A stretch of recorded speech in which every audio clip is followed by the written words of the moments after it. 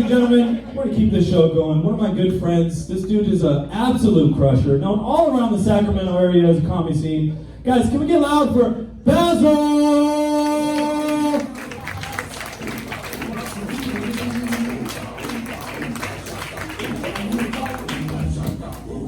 Hi, how are you folks? My name is Bassil. I hope I can put a smile on your faces. The moment people find out that I'm from Iraq, they start asking me questions. Bassil, have you ever ridden a camel? Yes, I remember the exact day. It was Wednesday Hump Day. It was at the San Diego Zoo.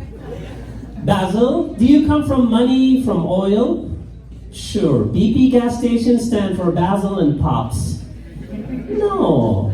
My first job was a hydroceramic engineer, dishwasher.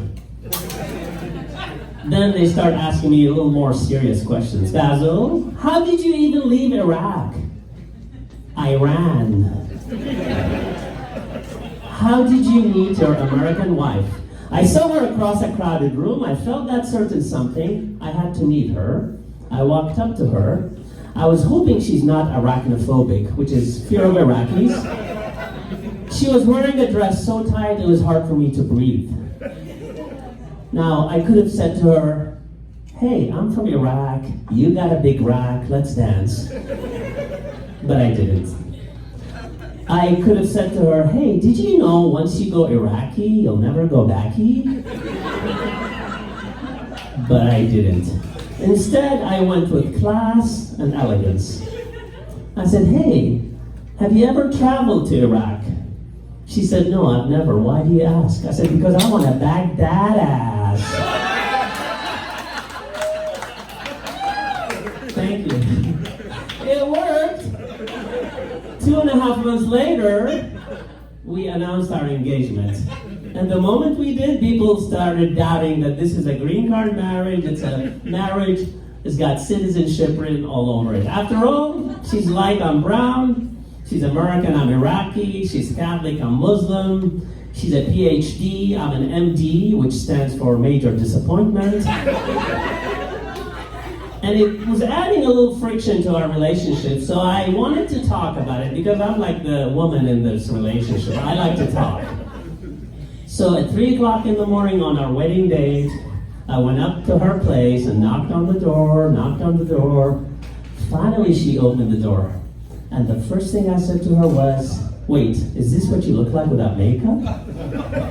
She said, what do you want to talk about? I said, well, you heard the rumors. She said, I have. I said, do you want to talk about it? She said, yes, honesty is the best policy. I said, great. So, is it true that you are using me to get the Iraqi citizenship? Thank you. She said, no, honey. I mean, eventually, maybe you can take me to Iraq, introduce me to the culture, the country, the people. I said, great, because I already kind of bought the his and hers matching bulletproof vest. And I did it on your Amazon. I witnessed the birth of my daughter, and, to see your little girl come out of the womb is the most wonderful experience. I'll never forget it. And the nurse comes running to me, and she has a pair of scissors in her hand. And she goes, Bassil, would you like to do it, or would you like me to do it? I took the scissors from her, and I said, screw you, we're not doing a late-term abortion right now. She said, no, you damn foreigner, this is for the umbilical cord. I cut the cord, I didn't save it. I'm sorry I did it. I'm telling you, if you're gonna have a baby, save the cord. Because you're gonna need it to strangle them with it when they're teenagers. And make it look like it was natural causes.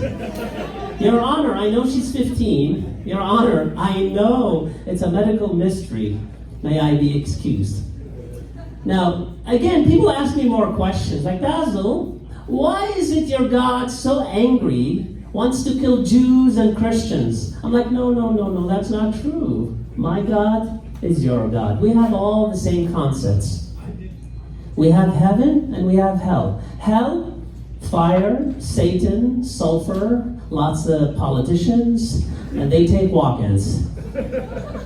Heaven, well, all the rest of us will be standing in line at the pearly gates, and I will pray that my username and password work at the door. But if it doesn't, I'm bringing a good Jewish lawyer with me. And once we get in, it's all the same. Rivers of milk and honey, fruits right within reach, doves, peace, and angels. The only difference is because I'm Muslim, immediately I'm assigned 72 virgins. You will be assigned Mother Teresa. While I'll be swimming in the pool, splashing with my 72 virgins, you will be building huts in India. While I'll be getting a tandem massage from 2 virgins, which we call in heaven massage à trois, you will be sitting in on a lecture of how did your Catholic priest touch you inappropriately? She's saying, geez, it's comedy. No. Now, people always say, are you comfortable in this country? How do you feel? I said, yeah, I've been here 40 years. I think I fit in the culture. I think I fit in the society. I speak the language. But there's only one word that every time I hear, I cringe. And that word is air. Because the word air in Arabic means dick. So you can imagine when I was taking scuba lessons and the teacher said, Bassil, come on up for air, come on up for air. And when I'm sitting in the backseat of my friend's car, he's like, Bassil, are you getting enough air in the back? You have your own controller, turn it on, you'll have air blowing in your face. I stopped wearing Air Jordan. I didn't join the Air Force because of it. And please, because of the fire, stop asking me about the air quality. But it's my own demons. See, the word to you means air. To me, it means a lot more. But you guys are a couple, right? Next time you're at a party, and the party is full of Arabs, an hour into the party, your wife says, honey, I'm going to go outside and get some fresh air. Be careful. Now, I know you're thinking, okay, is he really from Iraq?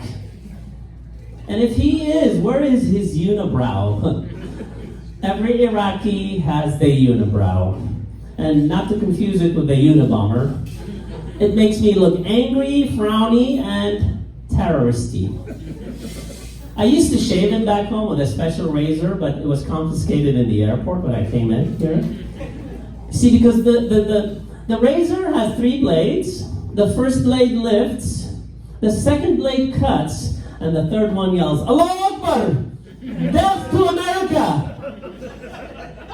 So now I use a stuff called Nair. You ladies know Nair. If you're Hispanic, Arabic, Greek, Portuguese, or Persian, you know Nair. So the first time I used the stuff, I didn't really read the directions. I put the whole bottle. It stinks. I fainted. I hit the ground. My wife comes running. Oh my God, Bassil, are you okay? Bassil, are you okay? I'm like, whoa. She goes, honey, I thought you were dead. I said, no, I just had a near-death experience. All right, thank you so much, folks. My name is Bassil, and you have been a breath of fresh air. Yeah, give it go for Bassil, everybody! I apologize, Bassil. He asked me to bring him up straight out of Iran and Iraq. Straight out of Iraq. The same place, okay? We're American. We don't know what the hell it is. Thank you so much for coming out here, brother. It's like Palestine's bombing America, huh? No,